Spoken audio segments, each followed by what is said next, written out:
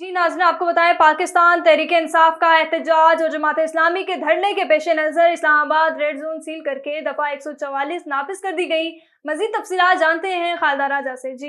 जी बिल्कुल, पीटीआई का एहतजाज और जमात इस्लामी का धरना, इस्लामाबाद का रेड जोन सील कर दिया गया है और यहाँ पे इस वक्त दफ़ा 144 का नफाज कर दिया गया है। अगर मेरे अकब में देखें तो रेड जोन का ये इलाका जहाँ पे कंटेनर्स लगाकर रास्ते को ब्लॉक कर दिया गया है। अगर इस्लामाबाद की शहरा सरीना चौक का जिक्र किया जाए तो सरीना चौक शहराए दस्तूर को भी कंटेनर्स लगाकर बंद कर दिया गया है। साथ ही साथ अगर बात की जाए फैज़ाबाद पुल की, तो इस वक्त फैज़ाबाद पुल को भी कंटेनर्स लगाकर बंद किया जा चुका है और तमाम किस्म की ट्रैफिक, आने और जाने वाली जो ट्रैफिक है वो भी फैज़ाबाद के मुकाम पर ब्लॉक कर दी गई है।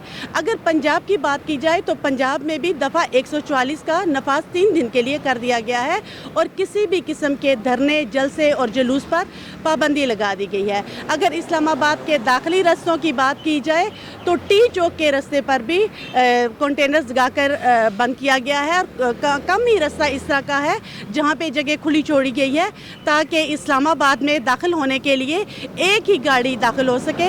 इसके साथ साथ अगर जीटी रोड की बात की जाए तो जीटी रोड के जो इस्लामाबाद के दाखिली रास्ते हैं वहां पे भी कंटेनर्स पहुंचा दिए गए हैं और ज़रूरत पड़ने पर उन कंटेनर्स को सड़कें बंद करने के लिए इस्तेमाल किया जाएगा। अगर पुलिस की नफरी की बात की जाए तो रेड जोन में भी इस वक्त भारी तादाद में पुलिस नफरी मौजूद है।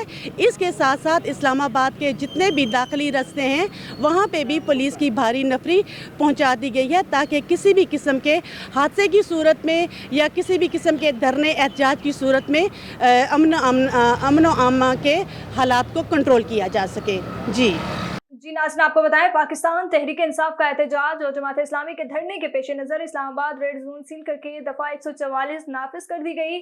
बहुत शुक्रिया खालिदा राजा, हमें तफसीलात से आगाह कर रही थी।